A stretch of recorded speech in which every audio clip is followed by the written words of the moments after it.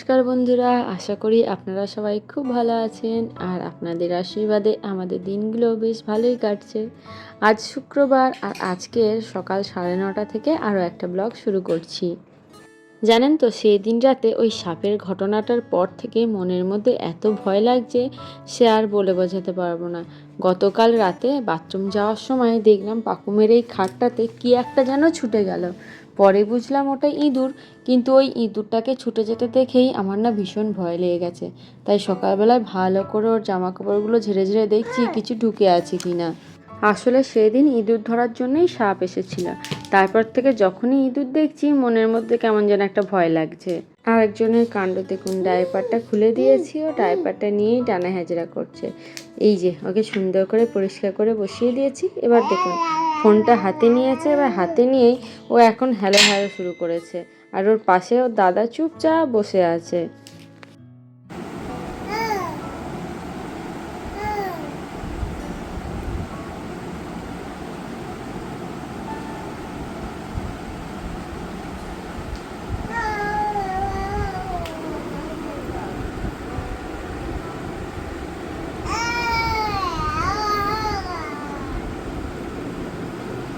এক দিন জানেন তো এমন হয় যে সারাদিন সেভাবে আর ভিডিও করার টাইম পাই না। সকালের পর থেকে আর একদমই ভিডিও করা হয়নি। তারপর এখন একটু ফ্রি হয়েছি, এখন আবার ভিডিওটা করতে সুযোগ পেলাম। পাকুমের এক ঘুম দিয়ে উঠে গিয়ে এখন ফলের রস খাচ্ছে। এই যে ফলের রস খাওয়াটার এইটাতে করে বেদানা খেতে মেয়েটা কিন্তু ভীষণ ভালোবাসে। চলুন আজ আর বাসনটা আগে গোছাবো না, আগে খেয়ে নেব তারপরে গোছাবো। আর আজকে জানেন তো পাপু আমাদের ভালো করে ভাত খায়নি, মাছটাই একটু আধটু খেয়েছে আর একটু আলু খেয়েছে। এখন ওই ফলের রসটা খাচ্ছে। দেখি আজকে বিকালবেলায় তাড়াতাড়ি খাবারটা খাইয়ে দেবো, মানে বিকালের খাবারটা আর কি। আর আজকে আমাদের মেনুতে বিশেষ কিছু ছিল না, ওই ইলিশ মাছ ছিল, একটু ওই ঘি করলা ভাজা আর এই ইলিশ মাছের মাথা দিয়ে আলু পটলের একটা ঝোল। এই দেখুন পাকুম প্রথমে ওর বাবার বই খাতাগুলো নিয়ে খুব টানাটানি করছিল, তাই ওর বাবা ওকে পড়ানোর ভান করে বসেছে। আর ও দেখুন কি সুন্দর চুপচাপ শুনছে, মনে হচ্ছে যেন সব কিছু খুব ভালো মতোই বুঝে গেছে। আজ এই বইগুলো নিয়ে হঠাৎ করে আমাদের মধ্যে একটা আলোচনা হচ্ছিল। আসলে আমার বাবা তো হিস্ট্রির টিচার ছিলেন, আর বাড়িতে যার জন্য আমাদের প্রচুর হিস্ট্রির বই ছিল। আমার সেই জন্য হয়তো ছোট থেকে হিস্ট্রিটা পড়তে ভীষণ ভালো লাগতো, আর আমার খুব পছন্দের একটা সাবজেক্ট ছিল। সেই একই রকমভাবে এই বাড়িতেও না প্রচুর ফিজিক্সের বই ওর বাবার। আর পাকুম সেই রকমই ফিজিক্সের বইগুলো দেখে দেখেই বড় হচ্ছে। শুধু ফিজিক্স নয়, আরও সায়েন্সের অনেক বইই আছে। সেই একইভাবে প্রেডিক্ট করা যেতেই পারে পাকুমের হয়তো সায়েন্সের প্রতি একটু ইন্টারেস্টটা বেশিই হবে। এই দেখুন না, পাকুমের এই মাসের ডাইপার আর উইপস একসাথেই চলে এসেছে। এবারের উইপসগুলো আমি দেখে শুনে একদম ভালো মতোই অর্ডার করেছি। গতবার যেগুলো অর্ডার করেছিলাম একদম ডাহা ঠকে গেছিলাম। এবারে কি বলুন তো, সংখ্যায় কিন্তু একদম ঠিকঠাকই ছিল, ঠকেছি অন্য জায়গায়। সস্তায় নিতে গিয়ে এমন অবস্থা, ওই উইপসগুলোর এইরকম লকটা ছিল না, একদম ওপেন টাইপের ছিল, শুধুমাত্র ওই চিকচিকিটা তুলে দিলেই নেওয়া যেত। যার জন্য প্রতিটা প্যাকেটেরই লিকুইড শুকিয়ে গেছিলো, আর আমার সাশ্রয়ের থেকে ক্ষতিই বেশি হলো। আজ না অদ্ভুত একটা ব্যাপার খেয়াল করলাম। আমরা তো আমাদের মতো নিজেদের মধ্যে গল্প করছিলাম, আর পাকুম একা একা নিজের বইটা বার করে এমন ভান করছিল যেন ও সত্যি সত্যি পড়াশোনা করছে। ওকে ঠিক যেভাবে আঙুল দেখিয়ে দেখি পশু পাখিগুলো দেখায়, সেই রকম করে নিজে যেন পড়ার চেষ্টা করছে।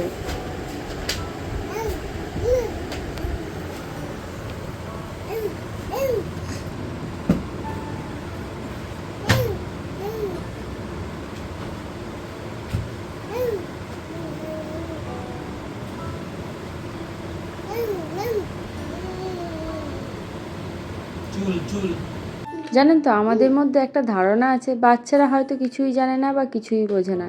অনেকেই কথায় কথায় বলে ও তো বাচ্চা, ও কিছুই বোঝে না। কিন্তু বিশ্বাস করুন, বাচ্চারা যে কতটা লেভেলের অবজার্ভ করতে পারে আজ পাকুমকে দেখে সেই প্রমাণটা পেলাম। ও না এই ওষুধটা বারবার কেমন চেষ্টা করছে দেখেছেন, হাতটা পেঁচিয়ে পেঁচিয়ে খোলার। ও আমাদের সবসময়তেই এইরকম করে ওষুধটা খুলতে দেখে কবে যে ভালো মতো অবজার্ভ করে নিয়েছে বুঝতেই পারিনি। আজকে হঠাৎ করে দেখছি ওষুধটা নিয়ে বারবার হাতটা এরকম পাকানোর চেষ্টা করছে যাতে ওষুধটা খুলে যায়। তারপর যখন পারলো না তখন রেগে গিয়ে কাঁদতে শুরু করে দিয়েছে। আসলে কি জানেন তো, বাচ্চারা ভীষণ অনুকরণ প্রবল হয়। ওরা যেটাই করতে থাকে সেটাই খুব তাড়াতাড়ি শিখে যায়। আমরা কিন্তু কোনোদিনও নিজের হাতে ধরে পাকুমকে বই খুলতে শেখাইনি। ও আমাদেরকে বই খুলতে দেখে নিজেই বই খুলতে শিখে গেছে। দেখছেন তো কি করেছে খালি। উফ, এরা না এত কাজ বাড়ায়। আসলে ওই যে বাক্সটা ফেলতে ভুলে গেছিলাম, ব্যাস নিয়ে ওটাকে ছিঁড়ে দিতে হবে। কোনো একটা জিনিস রাখলে আর সেটা রক্ষে নেই। দাঁড়ান, একটা জিনিস দেখায়, এই দেখুন। এটা না খানিকটা ওই ধূপ ধূপ বা ধুনো যাই বলবেন সেটাই। এই দেখুন, এই টবের মতো দেখতে, এটার ভেতরে ধুনো দেওয়া আছে। এইটা না দেখেই না আমার খুব পছন্দ হয়ে গেছে। দেখলাম যে ঘরে তো আমাদের এখন বেশ বর্ষাতে সোতা সোতা গন্ধ হয়েছে, সন্ধেবেলাতে একটা করে জ্বালিয়ে দেবো। এটা আমার কাছে একদম নতুন জিনিস, জানেন তো। যদি আপনারা কেউ এটা ইউজ করে থাকেন আমাকে কিন্তু অবশ্যই একবার জানাবেন। অনেকক্ষণ চেষ্টা করে এতগুলো কাঠি নষ্ট করেও আমি না জ্বালাতে পারিনি, তাই নিচে এলাম। নিচে এসে দেখছি মামনি বাজারে গিয়েছিল, বাজার থেকে এসেছে যখন এই যে চপ এনেছে। আজ আবার কেউ একজন কোনো একটা ফুল গাছের ডাল ভেঙে ফেলে দিয়েছে, ওর ঠাকুমা সেটা দেখে নিয়ে চলে এসেছে। এই দেখুন, দাঁড়ান দেখায়, এই যে মগে রাখা আছে। দেখে তো আমার মনে হলো সম্ভবত ওই দত্তপ্রিয়া ফুলেরই গাছ এটা। ওই দত্তপ্রিয়া ফুল গাছ অলরেডি একটা আমাদের ওপরে আছে, যেদিন এরপরে ছাদে যাব আপনাদেরকে দেখাবো। আজ মনে হচ্ছে ভিডিওটাতে আমার গলার আওয়াজ ছাড়াও আরও অনেক রকম শব্দ আপনারা শুনতে পাচ্ছেন। আসলে আজ এখনও পাখুন ঘুমায়নি, ওকে পাশে বসিয়েই আপনাদের সাথে গল্প করছি। দেখুন কি কাণ্ড, নিচে সব কাজ ছেড়ে ওপরে এসে দেখছি গোটা ঘর বারান্দা ধোঁয়ায় ধোঁয়াকার। এটা যে তখন ধরে গেছিল বুঝতেই পারিনি। ভাগ্যিস নিচে রেখে গেছিলাম, নয়তো কোথায় না কোথায় আগুন লেগে যেত। একেই তো বর্ষাকাল, কোনো জিনিস ঠিকঠাক করে শোকাচ্ছে না, তার উপরে এখন আর পাকুমকে সারাদিন ডাইপার পরিয়ে রাখতে ভালোও লাগে না। কি করব বলুন, মেয়েটার কষ্ট হয়, তাই জন্য বাধ্য হয়ে আজকে বিছানার মধ্যে একটা পলিথিন পেতে দিলাম, যাতে অন্তত কিছুক্ষণ ওকে ডাইপার ফ্রি আমি টাইম দিতে পারি। তারপরে সাথে সাথে আজকে বালিশের কভারগুলোও একটু চেঞ্জ করে নিচ্ছি। আর আমার বালিশটা একটু অন্য রকম, জানেন তো। আসলে আমার তো স্পন্ডোলাইসিস আছে, যার জন্য আমি ওই তুলোর বালিশ ইউজ না করে এই ধরনের বালিশটা ইউজ করি। তাহলে বন্ধুরা, আজকেকার মতো ভিডিওটা এইটুকুই থাক। যদি ভালো লেগে থাকে তাহলে কিন্তু একটু কমেন্টে জানাবেন, সাথে একটা লাইকও করে দিয়েন। আর আমাদের চ্যানেলে প্রথম এসে থাকলে আমাদের চ্যানেলটা সাবস্ক্রাইব করে আমাদের পাশে থাকার একান্ত অনুরোধ রইল।